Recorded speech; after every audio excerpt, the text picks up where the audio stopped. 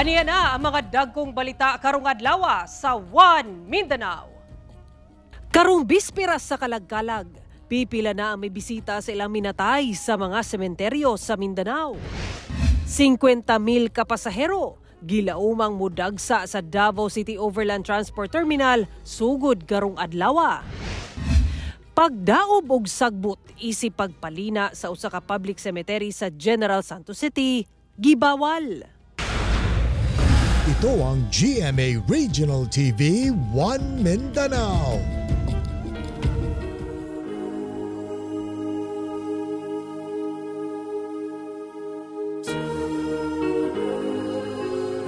Mayong hapon Mindanao, ako si Sara Hilomen Velasco. Hinay-hinay nang midagsa ang mga mibisita sa ilang minatay sa Roman Catholic Cemetery sa Davao City karong bisperas sa kalagkalag. Dugang detalye sa live report ni Kent Abrigana. Kent?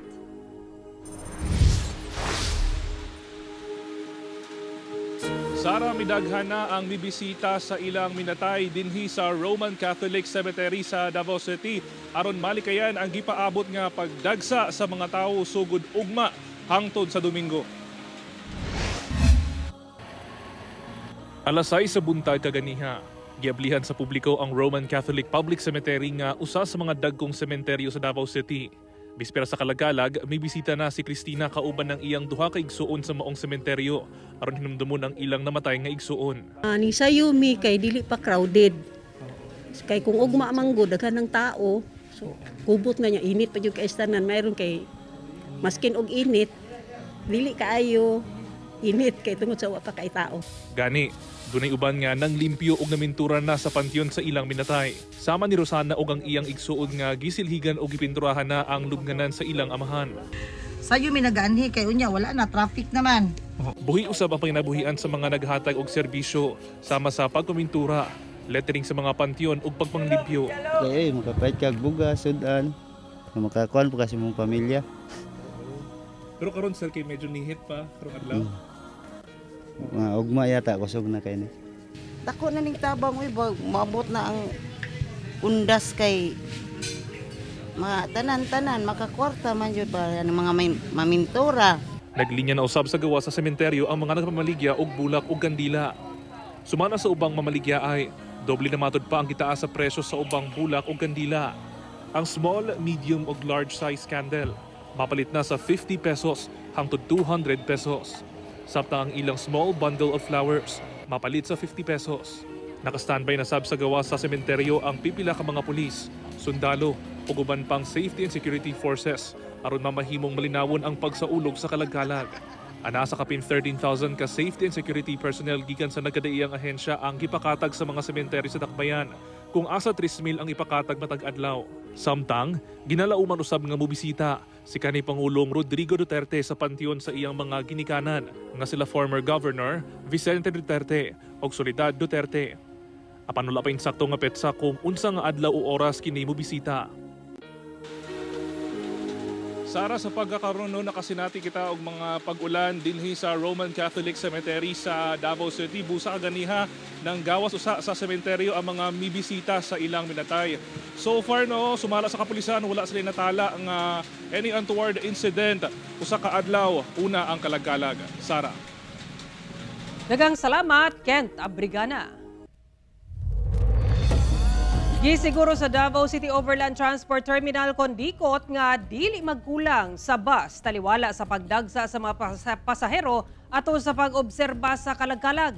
Ani report ni John D. Esteban.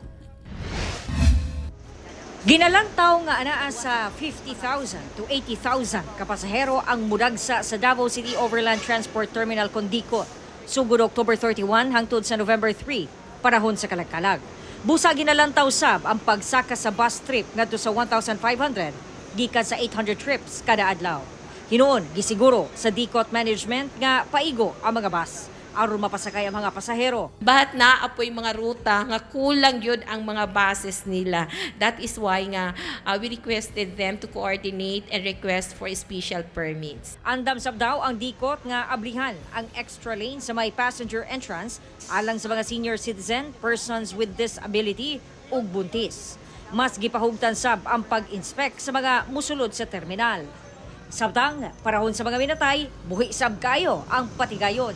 Sama din sa Davao Memorial Park sa Matina. Sa gawas, daghana ang namaligya og bulak. Pero ang mga dunay special permit gikan sa City Economic Enterprise ang tugutan nga mamaligya sa sulod o gawas sa mga sementeryo. Makasabot man siguro pud sila sa mong nga once a year lamang pud may mamaligya diri wala dili man mi nga adlaw-adlaw may magsamok-samok. Nangyawat na lang mo. Opo. Kay mo bayad jud na mo ang pangwarta ma'am kada tuig. Pero daga nagnamali. Okay lang po ma'am. Kauban si Jojo Solarte sa camera. Ako si John D.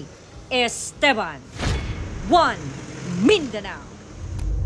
Atong sayro ng dugang pang mga balita sa Mindanao. Makauban nato si Efren Mamak live sa General Santos City. Efren. Salamat, Sara. Anasa 20 ka mga PUV drivers sa mga terminal sa Zamboanga Peninsula ang nagpositibo sa paggamit og illegal nga droga. Human sa surprise drug test ng kabahin sa Oplan Harabas sa PIDEA Region 9, lakip LTO9. Ani ang detalye? Sa Zamboanga Integrated Bus Terminal sa Zamboanga City, 176 ka mga driver sa bus, van, jeepney, tricycle, taxi, lakip konduktor ang gipailawom sa surprise drug test nga kabahin sa Oplan Harabas sa PIDEA Region 9 ug LTO Region 9 adlawng Huwebes. Apan migula nga 8 ka mga tricycle driver ug 4 ka mga jeepney driver ang nagpositibo sa paggamit og illegal nga droga. Samtang sa van terminal sa Ipil, Zamboanga, Sibugay, 200 ka mga PUV drivers ang ipaubos sa maong drug testing. Apan dunay 1 ka tricycle driver ang nagpositibo. Sa Agora terminal sa Zamboanga del Sur, dunay 5 ka mga tricycle driver ug 2 ka mga van driver. Gawas sa 230 ka mga PUV driver ang nagpositibo sa paggamit og illegal nga droga. Hinuon sa Integrated Bus Terminal sa Dipolog, Zamboanga del Norte, walay nagpositibo sa 150 ka mga PUV driver nga gipailawon sa maong drug test. Sumala sa PIDEA Region 9, ang maong mga nagpositibo gikinahanglan una nga ipaubos sa intervention program sa ilang mga barangay o sa Municipal Anti-Drug Abuse Council, lakip sa CSWDO alang sa drug rehabilitation. Apan sa pagkakaroon, i-hold una sa Land Transportation Office 9 ang ilang mga lisensya og dili pa makabiyahe. Unfortunately, hindi pa po sila makapagbiyahe because ang kanilang lisensya po ay pansamantalang i-hold po muna ng Land Transportation Office pending the completion of the intervention program. Dugang sab sa PIDEA 9 nga kini alang sa kaluwasan sab sa mga pasahero ilabi na karong panahon sa undas. Kumbaga iniiwasan po natin na merong mga ganitong drivers na gumagamit ng illegal na droga while driving because alam po natin na pinaka-critical role po ang ginagampanan nila dahil nakasalalay po sa kanilang mga kamay ang buhay po ng ating mga riding public. Efren Mamak, One Mindanao. Karong bispera sa Kalagkalag, anam-anam na sab og dagsa ang mga taong mubisita sa ilang minatay sa mga sementeryo sa Cagayan de Oro City. Saron ta ang dugang detalye sa live report ni Cyril Chavez. Cyril.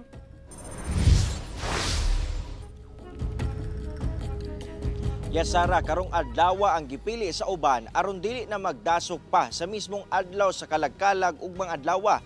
Libuan ka mga pulisab sa Pro-10 ang gipakatag karong adlaw. Ani ang report. Plastar na ang entrada pasulod og pagawa sa Cagayan de Oro City Public Memorial Park sa Bulunsuri sa Barangay Kamaman-an karong bispera sa Kalagkalag.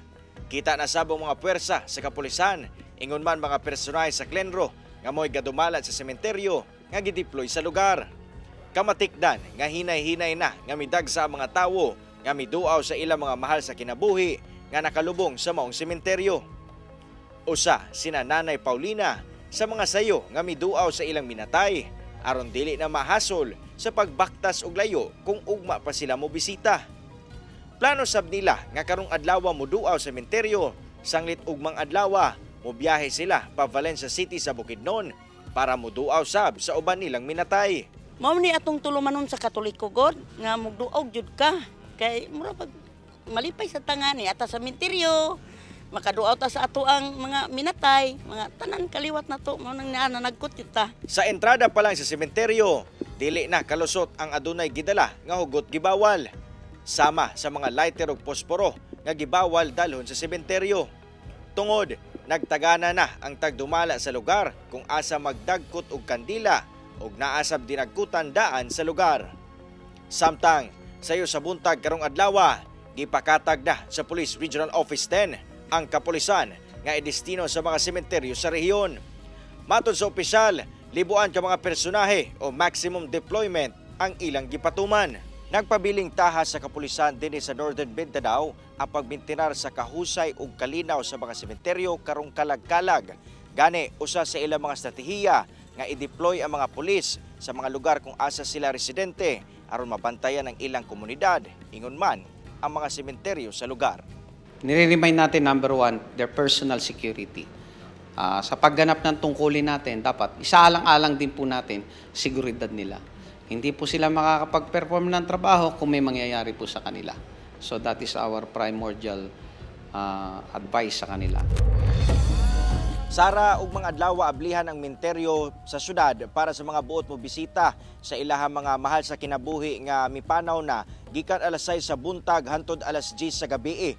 Dakong gibawal ang pag-overnight, pagdala og mga sound system, hinagiban ingon man posporo og lighter sanglit adunay gitagana ang mga personay sa Clenro nga dagkutanan sulod mismo sa City Memorial Park. Sara. Daghang salamat, Cyril Chavez. Ito ang GMA Regional TV 1 Mindanao.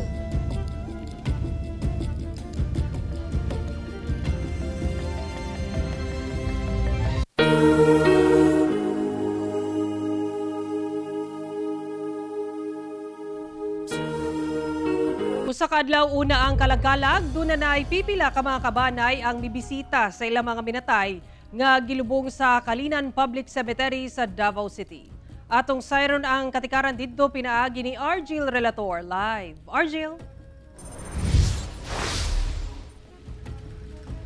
Sara, sagad sa mga nibisita karong adlaw dinhi sa Kalinan Public Cemetery kadtong mga nanghinlo ingon man na mintura og mga pansyon. Ug dunay mga dagdagkot og kining kandila no sa dakong krus sanglit nagliso na sila nga matultulan ang lubnganan sa ilahang mga minahal sa kinabuhi nga gipanglubong dinhi. Hugot nga seguridad ang gipatuman sa entrada pa lang sa Kalinan Public Cemetery sa Davao City. Di nakadeploy ang mga pulis ug sakop sa Civil Security Unit. Sa dakong krus na nanagkot sila Nanay Feby, sanglit na saag na matud pa sila sa pagpangita sa lubnganan sa ilang mga nipanaw nga kabanay. Nalimot na matud pa sila sa kadugay na sab sa panahon ug nagpatong-patong na sab ang mga pansyon. Di lang ginamo makuan, ma-trace up ang uban. Kaya matabunan naman. Sa pawan. Pero kalag-kalag lang po mo nag-ato diri. Usahay. Pero kasagara, kalag-kalag din diri. Diri lang yung dagkot. Dunay mga pansyon nga bag-ong pintura na. Apan mas daghan ang wala pa gibisita, busa bagnot pa. Menos pangihap sa mga kabanay nga nibisita sa ilahang mga minatay nga gilubong dinhi sa Kalinan Public Cemetery. Sagad kanila sa mga nibisita karong buntag igo lang namintura ingon man ang hinlo ug mga pansyon. Aron ugma matud pa sa pagbisita sa ilahang uban pa mga kabanay, igo na lang sila managkot og kandila ug mga jeep. Inay magpasuhol aron magpapintura ang pag-umangko na ni Nanay Erenia ang mismong namintura sa lubnganan sa iyang mga ginikanan. Nibisita sila daan aron dili na makigdungan sa gilaumang pagdagsa sa mga mobisita ugmang adlaw. Sagaran man good moms ay sir sa one, daghang kang tao. Ug sa to daghang tao. Usay man gani maanhi ko dirigto alas 3 na. Hapon na. Sara, nakasinati kita karong hapon og moderate rains dinhi sa Kalinan area, busa maihap na lang ang mga nibisita dinhi sa sementeryo. Hinuon parayon ang hugot nga seguridad nga ginapatuman sa kapulisan ug safety and security cluster sanglit hangtod alas 8 sa gabi no open ang sementeryo alang sa mga buot mo bisita. Sara. Daghang salamat, Argil Relator. Pipila ka mga pasahero na ang nangabot sa Davao International Airport aron muli sa ilang nagkadiyang probinsya alang sa pag-obserba sa kalagkalag ug long weekend. Ano report ni Kent Abrigana? Gikan sa Turil, Davao City. Sa iyong nangabot sa Davao International Airport kauban ang tulupaniya kakabanay si Gemma. Padulong sila sa Batangas aron dito na isaulog ang kalagkalag. Uwi din kami para din makahabol doon sa aking pamangkin na nasa memorial din para din sa Undas. Gani si Kim og ang iyang asawa o anak. Sayo nga miabot sa airport unom ka oras unang ilang flight pa Singapore. Aron dili mabalda sa pagdagsa sa tawo. Dito na matud pa nila hinumdumon ang ilang mga minatay.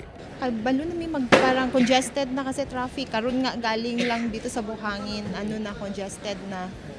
Oo, so nagsayo na lang mi para relax na lang kamay habang nagahulat sa flight ko. Sumala sa Davao International Airport, ana sa 10,500 ang ilang daily average passengers. Gani, posible pa kining moabot og kapin 16,000 karong undas. Over the weekend, the past weekend, medyo naatay na-experience nga more or less mga around 10% increase. Increase ato mga pasahero. Gani gibutyak sa Davao International Airport nga andam na sila sa posibleng pagdagsa sa mga tawo karong kalagkalag. Nakaplasta na sabang ilang security measures. Takip dinhi ang pagbantay sa mga taxi driver nga nagapakontrata og mga pasahero. On the part ni Kaap, amo ang mga security personnel, daghan ang mga na-cancel ang mga leave, no? And then we have augmented by way of rendition of extra services.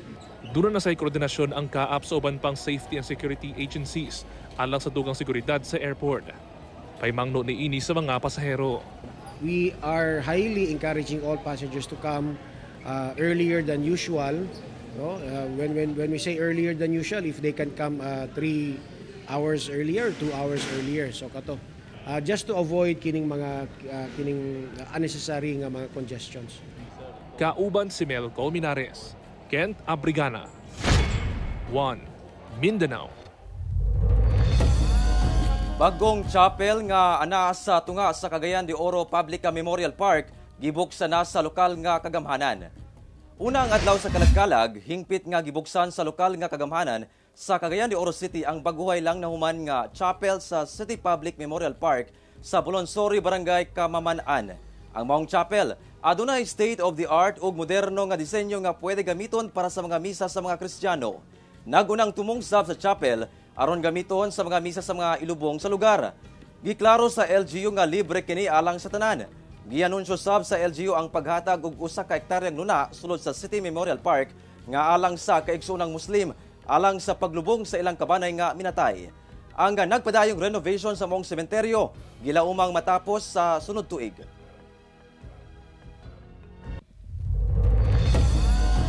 Paiguan lang matud pa sa Office of the Vice President ang budget nga aprubahan alang sa ilang opisina ubos sa General Appropriations Act 2025. Kinihuman anaa sa 1.29 billion pesos ang gitanggal sa version sa Kongreso sa proposed budget sa OVP. Ani ang report ni Argil Relator. Luyo sa 1.29 billion pesos nga gitanggal sa House Budget Committee gikan sa 2.03 billion pesos nga 2025 proposed budget sa Office of the Vice President. Sumala ni Vice President Sara Duterte, hulato nila kung pila bagayod ang budget nga ialokar sa General Appropriations Act 2025. Magpatuman matud pa sila og prioritization sa paggamit sa budget nga ihatag sa ilang opisina. Kung matuman ang version sa Kongreso, 733 million pesos na lang ang itagana nga 2025 budget ngadto sa OVP. Kung ano man yung budget ng Office of the Vice President ay magagawa pa rin namin na gawin kung ano yung mga projects namin, i-maximize lang namin yung resources na available sa amin doon sa Office of the Vice President. Dili na matud pa lisod kini kang VP Sara, sanglit makatrabaho siya, bisan pa man og pila ang budget nga ihatag sa iyang opisina. Kita natin yan sa DepEd kung ano yung binigay sa Department of Education. Yun, maura gihapon to among giapod-apod para sa entire organization. Isip pagpamatuod, gibalikan ni VP Sara ang kasinatian diyang naglingkod siya Isip mayor sa Davao City, di natapos ang iyang termino nga wala na'y utang ang syudad. Hindi tayo nag-utang. Kulang yung budget pero hindi tayo nag-utang. Nabayaran pa natin yung utang natin. So, ang importante lang talaga sa budget is prioritization and making sure na merong maayos na paggamit ng pondo doon sa mga priority projects din and programs ng gobyerno. Sumala sa Department of Budget and Management, nag-unang prioridad sa proposed 6.352 trillion pesos nga national budget alang sa fiscal year 2025 kay alang sa edukasyon. Webes sa niaging simana, dihang gisumite na sa House of Representatives ang ilang version sa 2025 General Appropriations Bill sa Senate Legislative Bills and Index Service. Una na gibutyag sa liderato sa Senado nga ilang sugdan ang plenary deliberations sa proposed national budget sa gayong madawat nila ang version sa House. Kauban si Jojo Solarte sa kamera. Ako si Orgil Relator. 1 Mindanao. Gipahimoslan sa pipila ka residente ang discounted price nga bugas nga tig 29 pesos per kilo sa General Santos City. Ani report. Gilinyahan sa 600 ka mga miyembro sa disadvantaged groups nga gilangkuban sa senior citizens, persons with disability, solo parents, lakip miyembro sa 4-piece ang ginabaligyang bugas nga gipaygayon sa City Hall ground sa General Santos City adlawng Miyerkules. Tag 29 pesos per kilo namang good ang ginabaligyang bugas. Busa gikalipay kini sa maong mga mamalitay. Malipay gyud kay dako na nga tabang para sa amoa. So 29 at least nakaabil na taog 20 kilo sa bugas. Wala ko pong tabang sa mga senior eh. Pasalamat po na mo nga itabangan mi sa kuan nga nakapalit mig barato. Hinuon gilimitahan kini sa City Agriculturist Office. Matag usa angay lang makapalit og 10 kilos, gina-prioritize sab ang mga first-timer. Sa tagi-implementar nga, ang katong naka-avail sa niagi nga release, dili siya ma-priority karon. Ang katong lang sa mga first-timer nga mo-avail para at least makatilaw ang kadaghanan. Dugang sab sa OCA nga ang baratong presyo sa bugas gikan sa programa sa National Irrigation Administration. Misupply kini og bugas aron suportahan ang kadiwa ng Pangulo nga programa sa Department of Agriculture. Kining 29 karon nga nahimo sa NEA is sa akong nahibawan, kuan kining na sila mga contract farms nga gisubsidize nila gikan sa inputs hantod nga mag-harvest and then ilang gi-buyback. Tapos ilahang gi-process muni ilahang gi-deploy karon para sa kadiwa ng Pangulo. Kauban si Gary Balantay, Efren Mamak. 1 Mindanao. Gipaluka pa sa EAC General ug Binil Blazers ang ilang mga kaatbang sa round 2 sa NCAA Season 100 Basketball Games kagahapon. Samtang mitunol og hinabang ang NCAA ngadto sa mga naigo sa Bagyong Christine, pinaagi sa GMA Kapuso Foundation.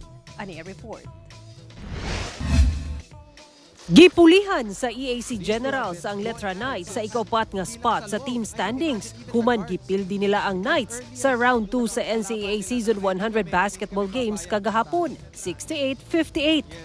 Sukad misalmot ang Generals sa NCAA ni adtong 2009, nangandoy gayud sila nga makasulod sa Final Four.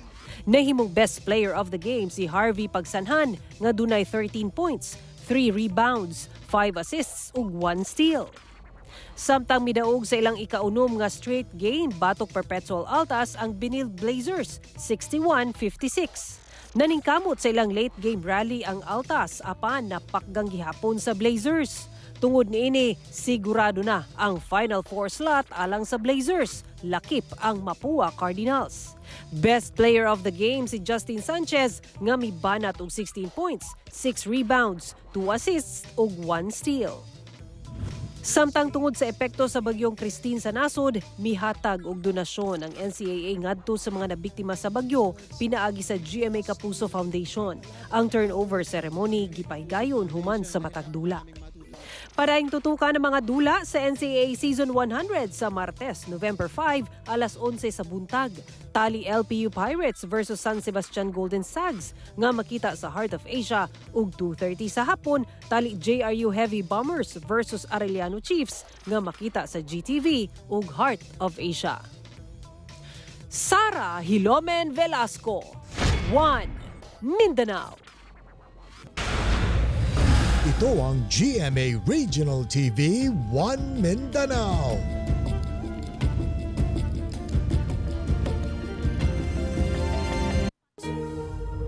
Pipila ka mga tagnipanon ang sayo may bisita sa mga sementeryo sa El Salvador City sa Misamis Oriental aron makalikay sa bagang duot sa katawhan sa mismong adlaw sa Kalagkalag.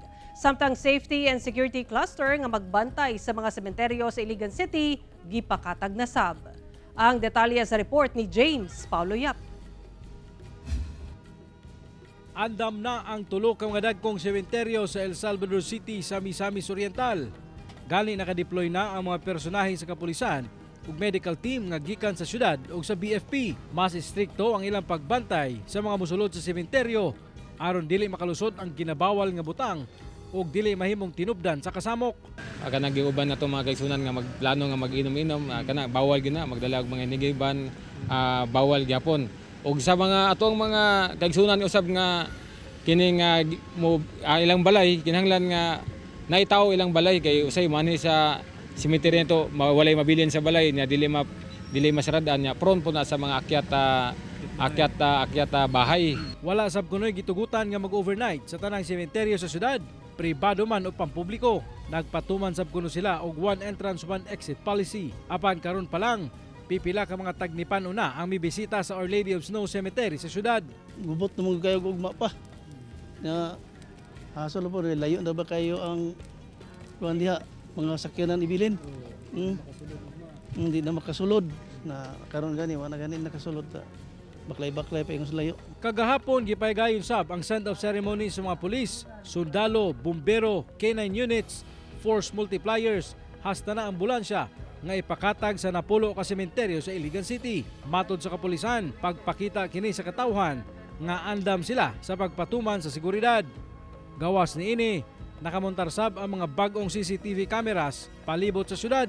Ipakita na magud ato ang forces no sa atong katawhan that we are ready and prepared for the activity. Hindi katulad dati. Ang investigators natin, they find it a little hard na mag-imbestiga because of adversarial statements of the parties. Pero ngayon we are already aided by the footages of our CCTV. Kauban si Makoy Sempron, James Paulo Yap, 1 Mindanao.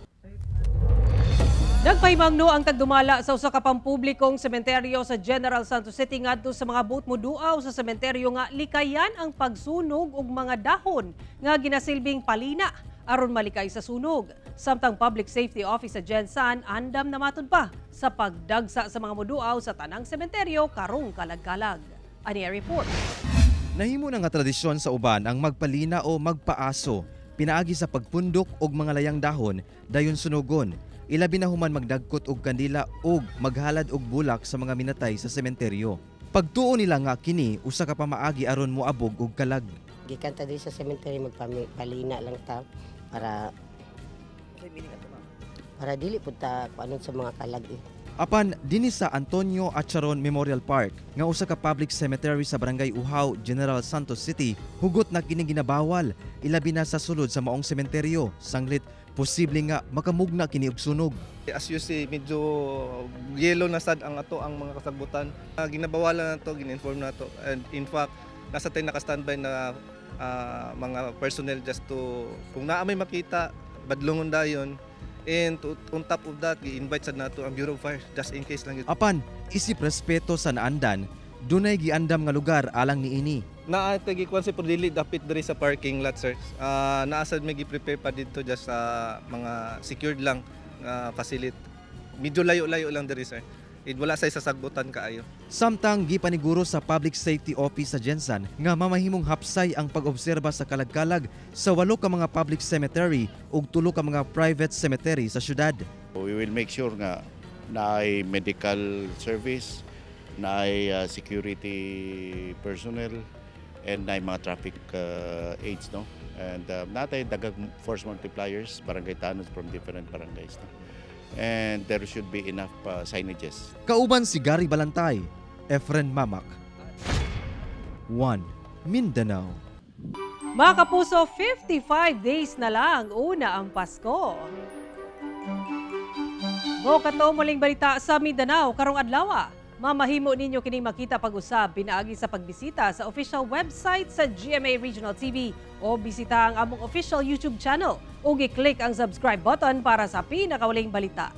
Daghang salamat sa atong mga kapuso sa Mindanao nga nagalantaw kanamog sa atong mga kapuso abroad. Padayon lang sa pagtutok sa mga lokal nga balita matag adlaw tungod sa GMA Regional TV, Local News Matters. Kami ang GMA Regional TV 1 Mindanao, tibok pwersa para sa mas na komisyon ug mas halapad nga pagserbisyo sa nasod.